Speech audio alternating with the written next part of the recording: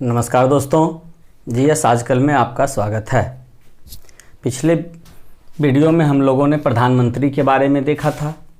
आज हम लोग उप प्रधानमंत्री के बारे में जानते हैं कि उप प्रधानमंत्री का पद आया कहाँ से है, लोग किस प्रकार से इसका प्रयोग करते हैं। और हम आपको बता दें कि प्रत्येक दिन हर वीडियो के अंत में क्वेश्चंस होते हैं, उसको आप लोग सॉल्व करें और उसका उत्तर कमेंट बॉक्स में ज़रूर दें। चलिए हम लोग देखते हैं उप प्रधानमंत्री के बारे में। भारतीय संविधान में उप प्रधानमंत्री पद का कोई चर्चा नहीं किया गया है। उप प्रधानमंत्री पद का कोई प्रावधान नहीं है। समय समय पर राजनीतिक पार्टियां जो सत्तारूढ़ दल होते हैं उसके द्वारा संवैधानिक प्रावधानों से हटकर एक नया पद उप प्रधानमंत्री पद का सृजन करते हैं। तो हम ये कह सकते हैं कि उप प्रधानमंत्री का पद विशुद्ध रूप से एक राजनीतिक पद है। तो हम लोगों ने जाना कि इस प्रकार उप प्रधानमंत्री पद का सृजन किया गया। अब भारत में यह एक राजनीतिक पद माना जाता है जो कि सत्तारूढ़ दल की पार्टियां समय समय पर अपने फायदे के लिए इस पद को लाया करते हैं। आज तक भारत में कुल 8 व्यक्ति को उप प्रधानमंत्री बनाया गया है और भारत में उप प्रधानमंत्री का पद 7 बार लाया गया है। तो सोचने वाली बात होती है कि 8 व्यक्ति को प्रधानमंत्री बनाया गया जबकि पद 7 बार ही लाया गया। तो इस प्रकार हम लोग देखते हैं 1979 में प्रधानमंत्री मोरारजी देसाई के शासनकाल में 2 उप प्रधानमंत्री बनाए गए थे। एक उप प्रधानमंत्री थे चौधरी चरण सिंह जिन्हें वरिष्ठ उप प्रधानमंत्री कहा गया और दूसरा उप प्रधानमंत्री थे जगजीवन राम जिन्हें कनिष्ठ उप प्रधानमंत्री कहा गया। तो एक पद में 2 उप प्रधानमंत्री की चर्चा की गई। और हम आगे देखते हैं कि चौधरी देवीलाल को 2 बार उप प्रधानमंत्री बनाया गया। ये अलग अलग प्रधानमंत्री के शासनकाल में 2 बार उप प्रधानमंत्री के पद पर आए।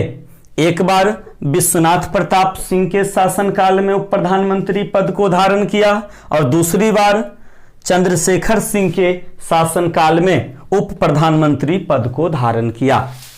तो इस प्रकार हम लोगों ने देखा कि कब कब और किस परिस्थिति में उप प्रधानमंत्री पद का सृजन हुआ। जबकि भारत में सबसे पहली बार उप प्रधानमंत्री का पद पंडित जवाहरलाल नेहरू के शासनकाल में लाया गया था और सरदार वल्लभ भाई पटेल को उप प्रधानमंत्री बनाया गया जो भारत के प्रथम उप प्रधानमंत्री कहलाए। अब देखना होता है कि अन्य मंत्री और उप प्रधानमंत्री में किस प्रकार का अंतर होता है। तो अन्य मंत्रियों की तरह उप प्रधानमंत्री का भी शपथ ग्रहण राष्ट्रपति के द्वारा किया जाता है। उप प्रधानमंत्री के तौर पर ही शपथ ग्रहण करते हैं, शपथ ग्रहण लेते हैं। जबकि मंत्रिमंडल में अन्य मंत्रियों की स्थिति और इनकी स्थिति में कोई खास अंतर नहीं होता है। बस इन्हें सामाजिक तौर पर व्यवहारिक दृष्टि से इन्हें अन्य मंत्रियों से वरिष्ठ मान लिया जाता है और इन्हें मंत्रिमंडल के वरिष्ठतम मंत्री का दर्जा दिया जाता है। तो कोई खास अंतर मंत्रिमंडल के अन्य मंत्री और इनके स्थिति में कोई खास अंतर नहीं होता है। हम लोग देखते हैं उप प्रधानमंत्री के कार्य। तो उप प्रधानमंत्री का कोई कार्य नहीं होता है, मतलब इनको उप प्रधानमंत्री को कोई अधिकार प्राप्त नहीं है। खास करके उप प्रधानमंत्री के तौर पर। वह प्रधानमंत्री की अनुपस्थिति में उनके कार्यों को करते हैं, जबकि जब प्रधानमंत्री का देहांत हो जाता है, मृत्यु हो जाती है या प्रधानमंत्री त्यागपत्र दे देते हैं, उसके पश्चात उप प्रधानमंत्री इनके पद को धारण नहीं करते हैं। तो क्योंकि प्रधानमंत्री के त्यागपत्र या मृत्यु के पश्चात मंत्री परिषद का विघटन कर दिया जाता है, तो ये उनके पद को धारण नहीं करते हैं, तो इसलिए इनका कोई अधिकार नहीं होता है। यदि अधिकार होता तो उनके मृत्यु के पश्चात या त्यागपत्र के पश्चात यदि ये पद को धारण कर लेते तो ये ऐसा नहीं करते हैं, तो इन्हें किसी भी प्रकार का कोई अधिकार प्राप्त नहीं है।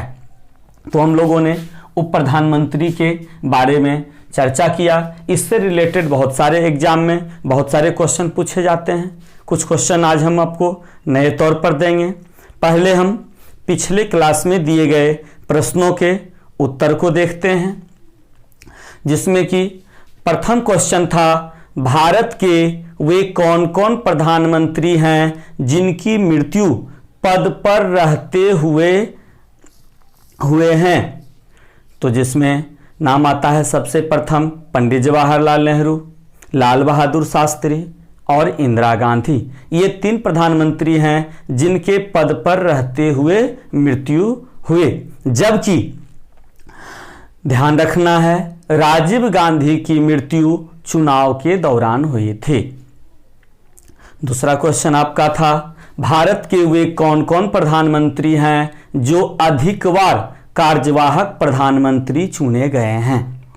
तो ये हैं गुलजारी लाल नंदा, जो 2 बार कार्यवाहक प्रधानमंत्री के रूप में चुने गए, जिसमें कि प्रथम बार हुए पंडित जवाहरलाल नेहरू के मृत्यु के बाद और लाल बहादुर शास्त्री के मृत्यु के बाद ये कार्यवाहक प्रधानमंत्री चुने गए।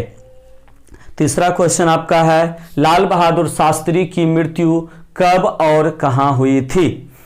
तो 11 जनवरी 1966 को ताशकंद में हुआ था। यह क्वेश्चन देखिए MPPCS में पूछा हुआ है। चौथा प्रश्न आपका है, भारत के वे कौन प्रधानमंत्री थे जिन्होंने अपने कार्यकाल में संसद का सामना नहीं किया।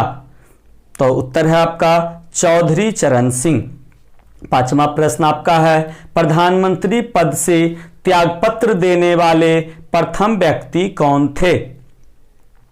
तो आपका आंसर है मोरारजी देसाई।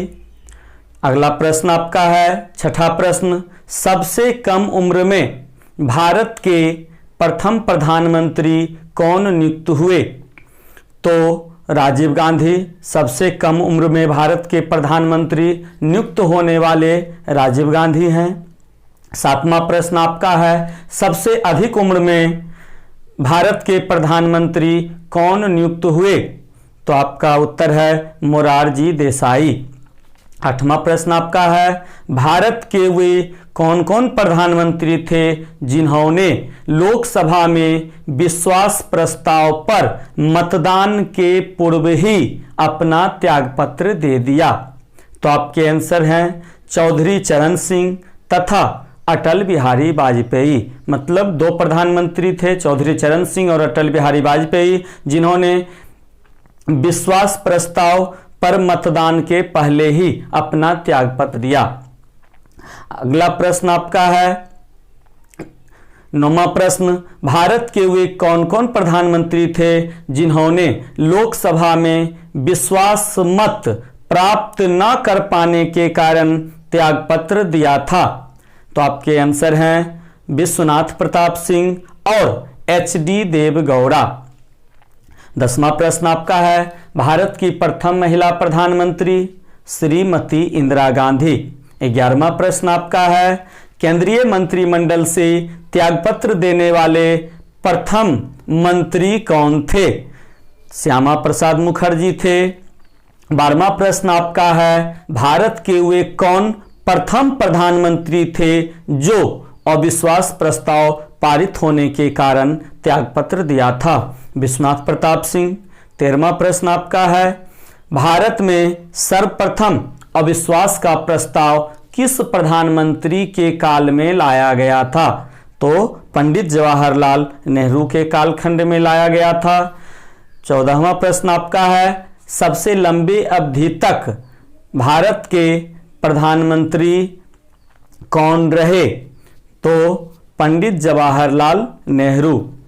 15वां प्रश्न आपका है, भारत के वे कौन प्रधानमंत्री हैं जो एक कार्यकाल में सबसे कम समय तक प्रधानमंत्री का पद धारण किए? अटल बिहारी वाजपेयी, जो 13 दिन तक इस पद को धारण किए थे। अब आपके नए प्रश्न को हम देते हैं जिसका आंसर आप लोग करेंगे। पहला प्रश्न, संविधान में उप प्रधानमंत्री के संबंध में प्रावधान कहाँ दिया गया है? दूसरा प्रश्न है, भारत में अब तक कुल कितनी बार उप प्रधानमंत्री का पद सृजन किया गया है? तीसरा प्रश्न आपका है, भारत के किस प्रधानमंत्री ने 2 उप प्रधानमंत्री नियुक्त किया था? चौथा प्रश्न आपका है, भारत में किसे 2 बार उप प्रधानमंत्री नियुक्त किया गया था? पांचवा प्रश्न है, भारत में सबसे लंबी अवधि तक प्रधानमंत्री पद पर कौन रहे? छठा प्रश्न आपका है, मंत्री परिषद में कौन कौन शामिल होते हैं? सातवां प्रश्न आपका है, मंत्री परिषद किसके प्रति सामूहिक रूप से उत्तरदायी होती है? आठवां प्रश्न आपका है, मंत्री परिषद के सदस्य व्यक्तिगत रूप से किसके प्रति उत्तरदायी होते हैं? नौवां प्रश्न आपका है, स्वतंत्र भारत के प्रथम रक्षा मंत्री कौन थे? 10वां प्रश्न आपका है, स्वतंत्र भारत के प्रथम शिक्षा मंत्री कौन थे? और 11वां प्रश्न आपका है, प्रधानमंत्री पद के लिए न्यूनतम आयु कितनी होनी चाहिए? तो इस प्रकार आपके प्रश्न हैं, इसका उत्तर आप लोग कमेंट बॉक्स में ज़रूर करें। नमस्कार। यदि आपको ये वीडियो पसंद आता है तो आप इसे लाइक करें, सब्सक्राइब करें और बेल घंटी को अवश्य दबाएं।